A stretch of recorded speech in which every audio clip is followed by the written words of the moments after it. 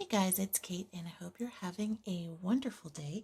I'm here with my Bao paper, my Marie's Masters watercolor, and I wanted to try something kind of fun and different today. So I have been doing a lot with negative painting lately, and I wanted to try a little experiment with layered watercolors and paint. So I am going to start by putting some tape down in just some random spots on my pad, and I want to see if we can come up with kind of a fun watercolor background. I don't know yet if I'll put doodles or some kind of sketch. I'm just not sure.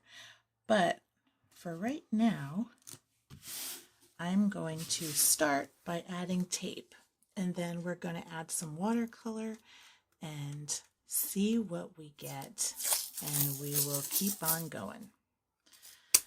So right now I'm just trying to find some interesting angles, and I'm going to put down a few pieces of tape on my paper. I'm just making sure it gets good contact. All right, I think we can start with that.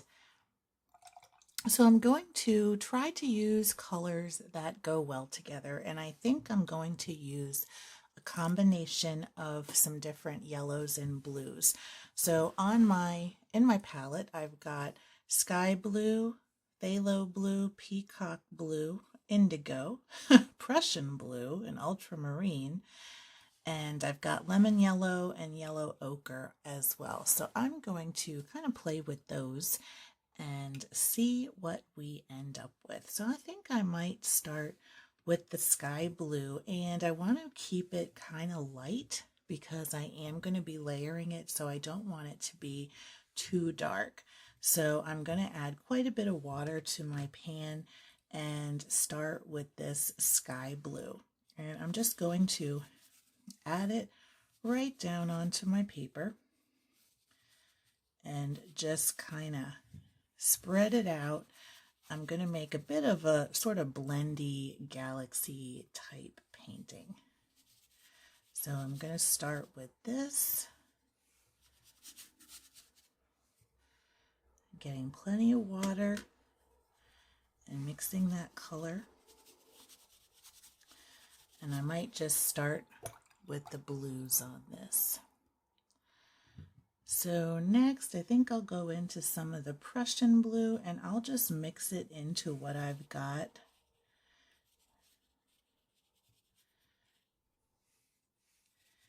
And blend those together.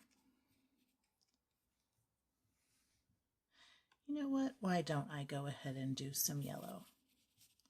Get a nice little green going.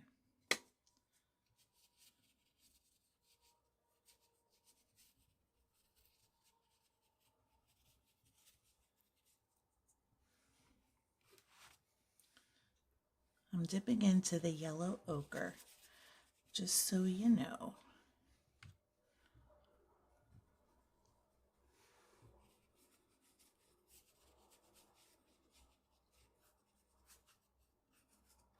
Now, watercolor will dry slightly lighter than what you put it down as, but this is just an experiment, and I'm not really sure how many layers I'm going to do. I just want to make sure that I don't get something that's so dark I can't continue layering if I want to.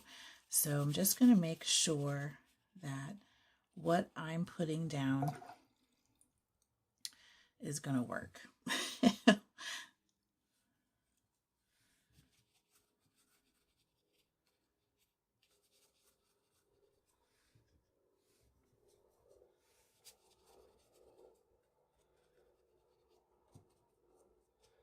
All right, so you can see my tape coming through.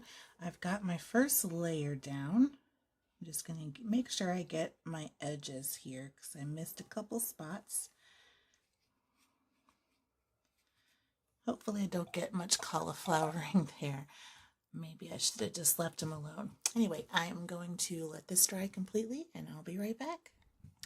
All right, I'm back and I have added a few more pieces of tape on top of the tape I already had down. So I am going to do another layer, and I think for this one I am going to do a little bit of my Prussian blue and just add a bit of a glaze layer, and I might dip back into this greenish color too. So I'm just going to kind of go through and get some more of this nice color down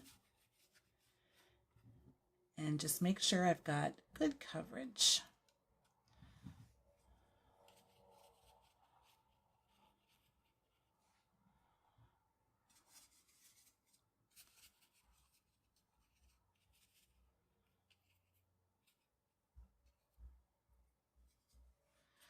I really like how this seems to be shaping up, but I won't really know until I actually start pulling up some of this paper, so it's going to be interesting. But maybe I'll do a couple of these little triangles as a darker color. What do you think? Maybe kind of have it as a bit of a focal point or something. All right, let me get some more yellow in here. Get some green up there in the corner and just kind of have fun with it.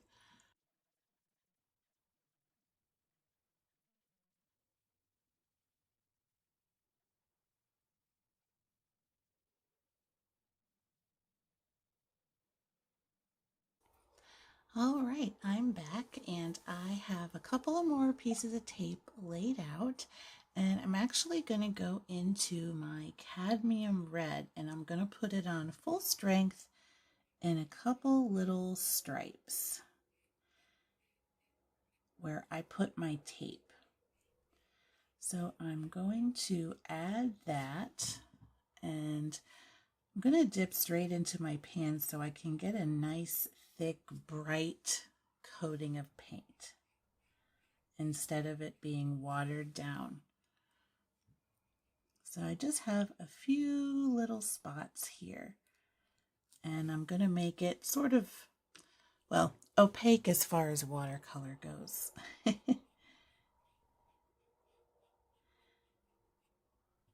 Just like that. Then what I'm going to do is add just a few little splashes here.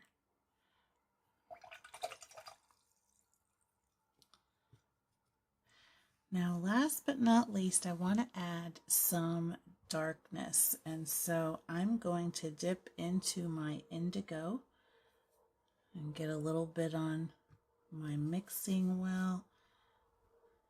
Nice dark color, and I'm going to add a few of these splashes as well.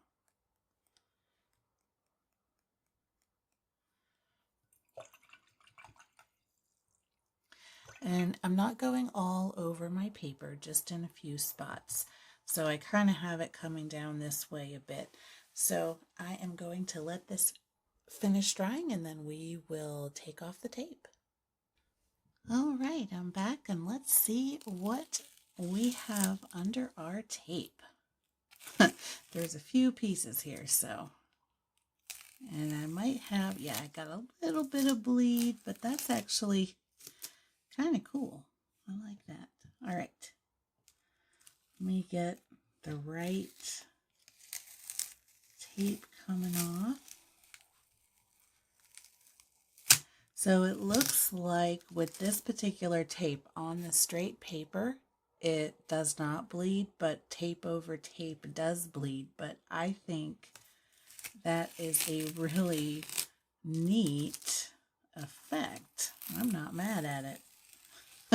All right, let's keep going.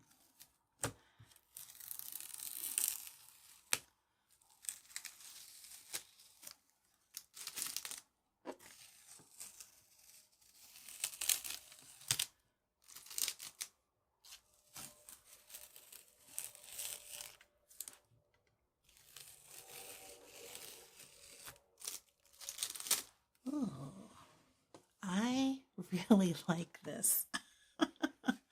I don't know if I would want to put more color on this or not, but this looks really cool. I'm going to give you a close up so you can see the different layers. And I actually really like that bleed because it keeps the lines, but it makes this sort of neat little fractal effect. And I think that looks really cool. But you still get the clean lines where the original tape was. So this is definitely something that I think I'm going to experiment with more. But anyway, I hope you enjoyed this, and I hope you try this yourself with whatever painter's tape you have on hand. So thank you so much for watching, and until next time, keep creating.